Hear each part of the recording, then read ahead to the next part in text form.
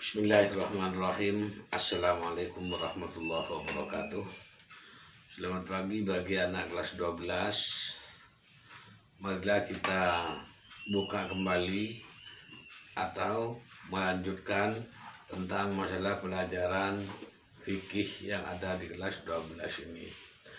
Minggu yang lalu masalah sumber hukum Islam, yang mana sumber hukum Islam sudah saya beritahukan itu melalui sumber yang 4 itu, atau yang disebut hukum yang ittifaq atau yang sudah sepakat di seluruh dunia. Itu dijelaskan minggu yang lalu, itu ada 4, yaitu Al-Quran, hadis, ijma, dan qiyas.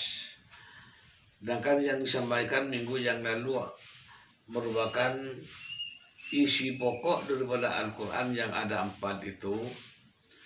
Maka beberapa penjelasan yang sudah saya jelaskan, tapi tak secara semuanya, itu hanya sekilas-sekilas dan beberapa ayatnya, dan kita buka sendiri. Sekarang yang menjadi sumber yang kedua adalah hadis atau as-sunnah. Ini merupakan sumber hukum Islam yang kedua yang harus kita percayai. Nah, sumber yang dua ini sumber yang disebut sumber pokok, yaitu Al-Quran dan hadis. Sedangkan yang duanya itu masalah qiyas dan ijma, itu merupakan suatu perbandingan. Marilah kita yang nomor 2 ini kita sekilas kita bisa pahami. Masalah sumber hukum Islam yang kedua itu merupakan salah satu dari sumber hukum yang namanya sunnah. Apa yang disebut sunnah itu, apa yang disebut hadis itu, maka itulah yang kita wajib percaya juga sebagai sumber hukum dan dalil-dalil Islam itu. Sumber yang kedua, masalah hadis ini merupakan suatu jalan yang namanya sunnah. Jalan itu baik jalan yang ditempuh maupun jalan yang akan ditempuh.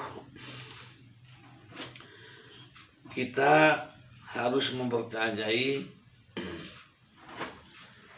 lah, Nabi kita menerima ajaran Islam itu mulai sejak diterima sampai Nabi itu wafat, sampai ditinggal ila yaumil qiyamah, sampai menjadi kepercayaan yang sekarang ini. Itulah sebagai sumber hukum Islam itu namanya keimanan kita kepada Nabi kita, walaupun orangnya sudah wafat 1442 yang lalu, tapi perjalanan baik perkataan maupun perbuatan maupun ketetapan yang wajib kita percayai dalam as-sunnah ini. Lah, ini banyak di antara Islam itu yang tidak percaya kepada dalil-dalil sunnah itu. Marilah kita menjadi keseragaman bagi anak kelas 3 untuk mempercayai kepada sumber hukum Islam yang ittifaq yang nomor 2 ini, yang merupakan sunnah daripada Rasulullah ini. Nah, ini diantaranya kita mengikuti daripada apa yang telah kita lakukan ini. Makanya katanya saya tadi, sunnah ini menurut bahasa itu ada 3, ada jalan yang ditempuh atau cara atau jalan yang sudah terbiasa, dan sebagai lawan daripada bid'ah. Nah, itulah suatu jalan yang akan ditempuh itu. Makanya Nabi kita memerintahkan bagaimana perjalanan kita selama hidup itu, yaitu yang akan kita tempuh itu. Karena perjalanan manusia ini bagaikan permainan yang disebut ad-dunya mata dalam Al-Quran. Kehidupan itu adalah permainan. Nah inilah permainan kehidupan kita supaya tidak keluar daripada aturan-aturan baik aturan Al-Quran maupun aturan As-Sunnah tersebut. Nah, ini dalam fikih yang dasar ittifaq yang nomor 2 itu. Atau yang nomor 2, cara atau jalan yang sudah terbiasa. Lah ini kebiasaan kita ini yang sudah menjadi tradisi ini. Makanya kan banyak orang yang biasa karena salah karena biasa, akhirnya salah kaprah. Lah ini yang kebiasaan ini yang kita himbaukan, banyak kebiasaan-kebiasaan yang telah kita lakukan di rumah ini tapi itu salah. Itu salah biasa karena salah. Dan supaya kita tidak biasa karena salah, bagaimana kita mengikuti daripada ajaran Al-Quran dan Sunnah. Inilah di daerah-daerah dimanapun banyak perjalanan yang salah karena biasa karena salah itu. Dan saya himbaukan dan saya minta kepada anak kelas 12 ini supaya tidak menjalankan dalam ilmu fikih ini biasa karena salah karena biasa. Banyak yang sekarang ini biasa karena salah karena biasa itu. Apa yang menjadi tradisi biasa karena salah dianggap sudah biasa, dianggap tidak dosa, dianggap tidak tidak ada siksa yang paling berat itu. Di antaranya apa? Nah itulah merupakan suatu kebiasaan seperti dia awalnya pacaran sampai biasa melakukan suatu hal yang tidak diinginkan, akhirnya timbullah di dunia ini kerusakan yang paling besar karena biasa karena salah atau salah karena biasa. Apa contoh yang paling kita ketahui bagi anak muda seperti itu? Maaf sebelumnya saya membawakan sedikit kepada anak kelas 12 ini.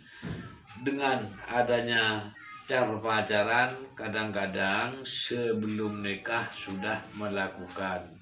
Akhirnya setelah hamil baru kita menikah. Lah itulah anak tersebut tetap namanya anak zina.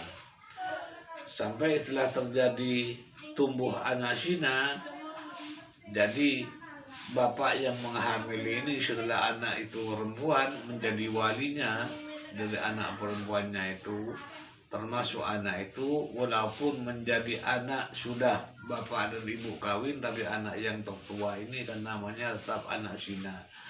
Akhirnya mau menikah bapak tersebut yang menjadi wali, akhirnya pernikahan juga tidak sah itu. Nah inilah yang menjadi sumber di mana-mana kerusakan, banyak perkawinan yang seperti itu. Nah inilah yang saya himbaukan kepada anak kelas 12 itu karena kebiasaan. Marilah kita ikut dalam pelajaran ilmu fikih ini supaya tidak melakukan salah karena biasa karena salah itu. Nah ini merupakan suatu sumber hukum yang ada pada nomor 2 ini karena biasa. Yang berikutnya yang nomor 3 itu sumber hukum Islam yang lawannya bid'ah. Bid'ah itu merupakan suatu perbuatan yang biasa yang pada awalnya karena Nabi itu tidak pernah melakukan tapi orang melaksanakan. Banyak yang tidak mau kepada bid'ah itu karena Nabi tidak pernah melakukan tapi biasa orang melakukan. Tapi hal itu paling baik walaupun Nabi tidak melaksanakan. Karena perkembangan zaman pada waktu Nabi dengan waktu yang sekarang ini kan tidak sama. Seperti apa dulu kendaraan masih unta, yang sekarang sudah kapal terbang. Karena Nabi umpamakan belum pernah melakukan naik kapal terbang, hanya kendaraan unta, akhirnya apakah itu bid'ah? Ya bukan bid'ah seperti itu. Karena waktunya tidak sama. Juga seperti Nabi dulu tidak pernah pakai kopiah hitam, sekarang di Indonesia pakai kopiah hitam. Apakah itu bid'ah? Bukan bid'ah seperti itu. Nah inilah lawan-lawannya pada perbuatan bid'ah itu, walaupun perbuatan-perbuatan yang belum pernah disentuh atau dikerjakan oleh Nabi itu bukan merupakan bid'ah. Nah ini bagaimana kita bisa melainkan perbuatan-perbuatan itu. Makanya ulama sekarang ini menjelaskan bid'ah itu dibagi menjadi dua, ya karena itu ada bid'ah hasanah, ada bid'ah sayyi'ah. Ada bid'ah yang baik walaupun Nabi tidak melakukan, andaikan ada pada waktu itu insya Allah Nabi melakukan. Karena waktunya belum dan tidak secara seperti sekarang, ya akhirnya itulah kebiasaan yang dilakukan oleh Nabi pada zaman itu. Sedangkan di zaman sekarang, zaman yang dilakukan oleh Nabi itu sudah tidak ada umpamakan, tapi sekarang melakukan. Nah itulah perlawanan yang bisa kita bertentangan dengan bid'ah. Maka itulah yang sering jadi percekcokan antara Islam sama Islamnya. Jadi saya menghimbaukan supaya tidak dipermasalahkan seperti itu. Karena itu kebiasaan dan ketidakbiasaan yang sering menjadi sunnah yang ada pada kesepakatan dalam sumber hukum yang sudah sepakat yang nomor 2 ini. Yang nomor 3 ini, di antaranya masalah bid'ah dan kebiasaan-biasaan, di antaranya yang sering dilakukan oleh manusia atau masyarakat yang ada dalam sumber Islam yang nomor 2 yang sudah sepakat ini, saya sangat minta supaya tidak dipercekcokan. Ini diantaranya masalah sumber hukum yang ada.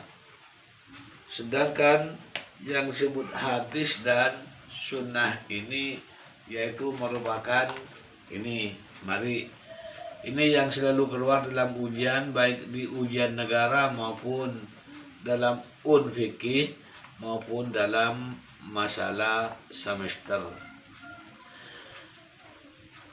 Sunnah menurut istilah ini seperti ini, hiya ma syadara an Rasulillah sallallahu alaihi wasallam min qaulin aw fi'lin aw takririn. Apa yang telah dikatakan oleh Nabi, apa yang telah dilakukan oleh Nabi, dan apa yang telah ditetapkan oleh Nabi. Dan itulah yang merupakan sumber hukum Islam yang asli seperti itu. Nah, sedangkan apa yang dilakukan oleh Nabi itu seperti perjalanan naik unta pada waktu itu. Sedangkan di sini numpak sepeda motor maupun mobil. Nah inilah yang sangat bertentangan kalau dibanding suatu. Ini yang merupakan nanti saya jelaskan dalam sumber hukum yang berikutnya yang merupakan qiyas namanya, itu suatu perbandingan. Sedangkan sumber hadis berikutnya yang selalu keluar atau dalam ujian itu, baik dalam maupun dalam semester, kata-kata dalam hadis itu seperti ini. Tolong ini diperhatikan pada halaman 37 ini. Taraktu fikum amrayni an tadillu abada in tamassaktum bihima kitabullahi wa sunnati rasulillah. Ini hadisnya tak pernah ketinggalan dengan hadis yang tadi itu, setiap ujian pasti keluar. Itulah yang perlu kita pahami di kelas 12 ini. Inilah merupakan sumber hukum yang sudah sepakat, yang saya sebutkan hanya sekilas itu. Andaikan kita bisa muka di sekolah, insya Allah bisa tanya jawab baik SKI-nya maupun di pelajaran fikih maupun dalam usul fikih ini bisa tanya jawab di kelas itu, andaikan kita sudah melaksanakan pelajaran yang normal. Dan itulah himbauan kepada anak kelas 12 ini, yang mudah-mudahan apa yang telah saya sampaikan ini bisa bermanfaat kepada kita semuanya. Beginilah penyampaian pada hari ini, mudah-mudahan menjadi petunjuk kepada kita semuanya. Wallahul muwaffiq ila aqwamit thoriq. Wassalamualaikum warahmatullahi wabarakatuh.